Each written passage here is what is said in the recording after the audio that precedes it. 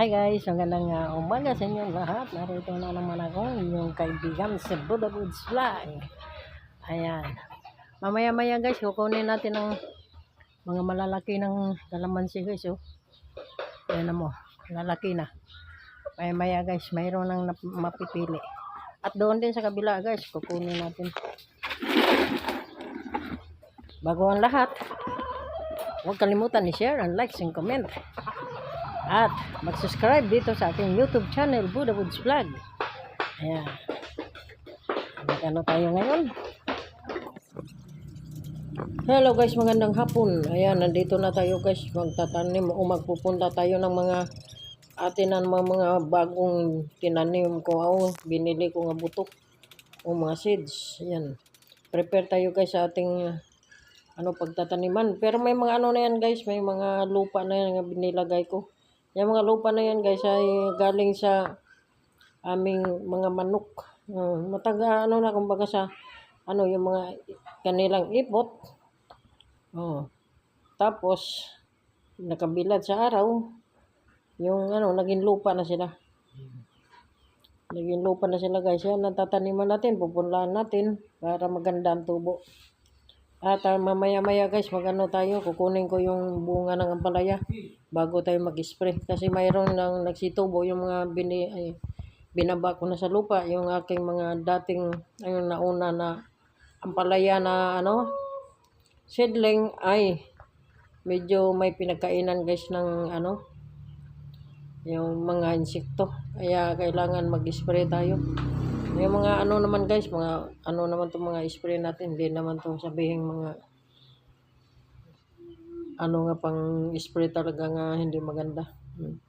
Lang yan guys, yung dishwasher lang at saka yung kung mayroon kang kaunting suka, ayun.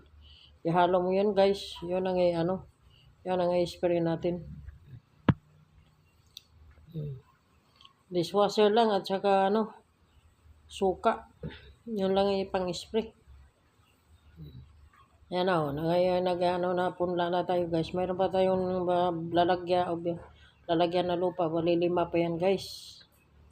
Atin lalagyan na lupa. Diyan na lang ako magpaano guys. Kaysa i-direct ko muna sa lupa. Pag medyo mo tubo na sila at malalaki na, saka natin ibaba sila sa lupa. Kasi sa ngayon guys, medyo may kalakasan ng mga ulan guys. Hindi siya pwede talagang direct mo. Kailangan itatanim mo na sa at tatakpan natin ng mga screen yung kanya para hindi direct sa tubig. Yan. Yan ang natin. Tingnan yung mga manok, yung manok namin guys. Ayan. Yan ang ating gagamitin. Ayan Yan natin guys. Ang lupa. Siya, talagang lupa na siya. Wala na siyang halong ng manok. Naging lupa na siya guys. Yan natin, mamaya guys, ay magtatanim, tayo, didilig muna ako bago mag-spray.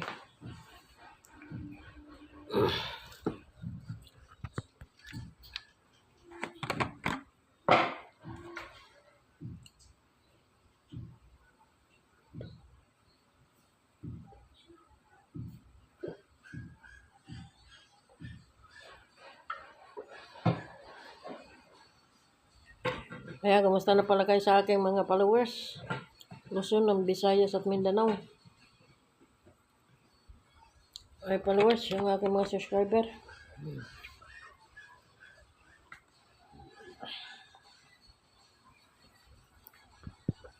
Ayan, kung kailangan natin talagang, kung magtanim tayo guys, kailangan medyo idiin natin sa ating kamay para daling fresh natin ang kanyang puno.